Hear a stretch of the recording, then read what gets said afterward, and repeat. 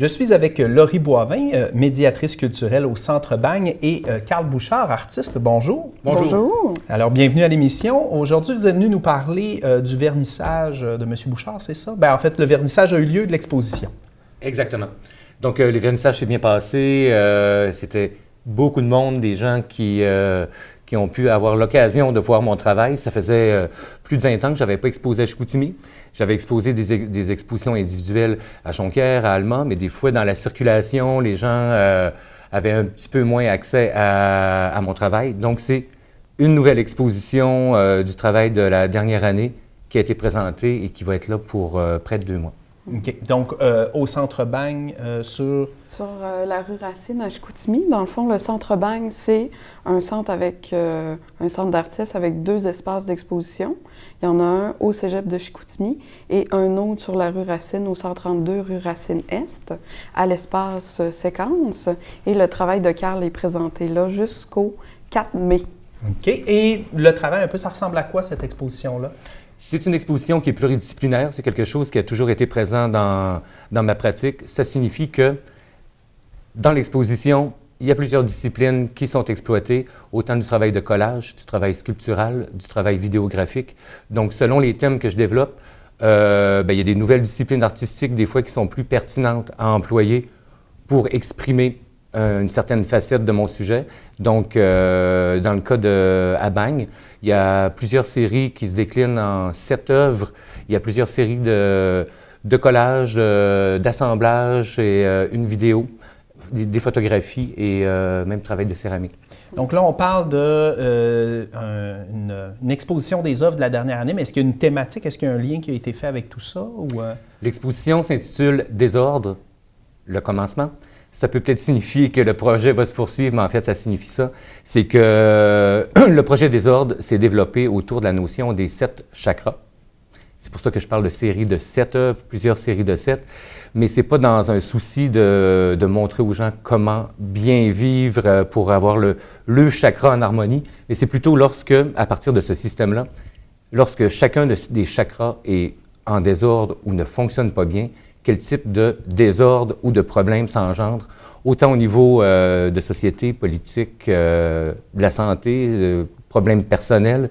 Donc, l'ensemble des œuvres tourne autour de ce concept-là de départ. Donc, une espèce de regard qui unifie tout, là, un peu holistique. Là. On va vraiment chercher tous les sujets possibles, mais toujours dans cette idée de désordre, de bris d'équilibre. Exactement. Okay. Parce que même si on ne suit pas une philosophie autour des chakras dans une démarche spirituelle, n'empêche que chacun d'eux sont associés à des réalités qui nous concernent tous, soit la communication, l'empathie, le besoin de s'épanouir ou tout ça. Donc, ça concerne tout le monde. Donc là, l'exposition explore différentes facettes de ça. Puis quand on parle pluridisciplinaire, collage, tout ça, ici on a un exemple, dans le fond, ça c'est en métal, c'est ça? Oui. Donc l'idée, vous le portez aussi... Oui, ça c'est un des éléments, entre autres, qui peut être acquéri à la boutique, la librairie de la galerie. Ça fait une allusion à plusieurs pièces qui sont dans l'exposition, entre autres une série d'armes qui proviennent du jeu de clous. OK. Ou l'intérieur ici de la gâchette, j'ai réalisé 2 immenses intérieurs de gâchette, mais dans l'espace, ils sont suspendus d'une manière un peu étrange, un peu difficile à identifier comme objet, mais lorsqu'on réalise que c'est l'intérieur de la gâchette de l'arme, bien, soudainement, dans la galerie, bien, c'est un peu comme un duel ou une menace par rapport au spectateur, si on prolonge l'arme, là. Donc, ici, c'est un élément qui peut rappeler l'exposition, qui peut être, comme je le disais, acquis, mais c'est un élément assez important de l'exposition. On va dire ces grandes gâchettes-là, qui sont aussi un peu comme des phylactères. Hein? Mm-hmm. Ou un phylactère, qu'est-ce qu'il exprime? Ben, peut-être que ça exprime, on va dire, une menace ou un danger. Ou, voilà. Est-ce que l'objectif était d'aller... Est-ce qu'il y a une espèce de présence, justement, de déséquilibre et de menace lorsqu'on est présent? Est-ce qu'il y a un poids à l'exposition ou au contraire, c'était plus contemplatif pour amener une réflexion? Ou... J'irais plus vers la deuxième option, en fait, c'est que, étant donné que j'expose différents problèmes de société ou de santé ou différents problèmes, c'était comment amener le spectateur à ce qu'il ait sa propre réflexion à l'égard de ça. Même dans certains cas, il y a l'utilisation d'armes, comme ceux du jeu de clous, mais ils sont très investis, presque enjolivés, ce qui fait que tout d'un coup, c'est une manière de charmer ou de séduire le spectateur de « Ah, j'aime le revolver, mais c'est une arme. » Donc, ça devrait soulever des questions sur l'appétit qu'on a pour la violence, pour le sensationnel, N'empêche que beaucoup de médias vont chercher leur code d'écoute avec beaucoup d'éléments graves ou des situations catastrophiques très importantes. Donc, c'est plutôt d'amener le spectateur à ce qu'il réfléchisse lui-même à se positionner sur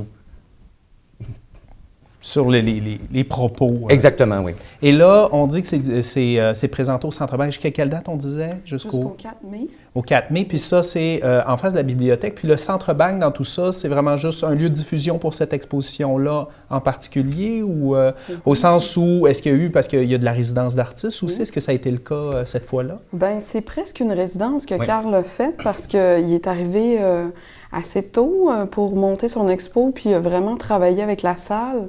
Fait qu'on pourrait dire que c'est presque une résidence que tu as faite. Oui. Parce que...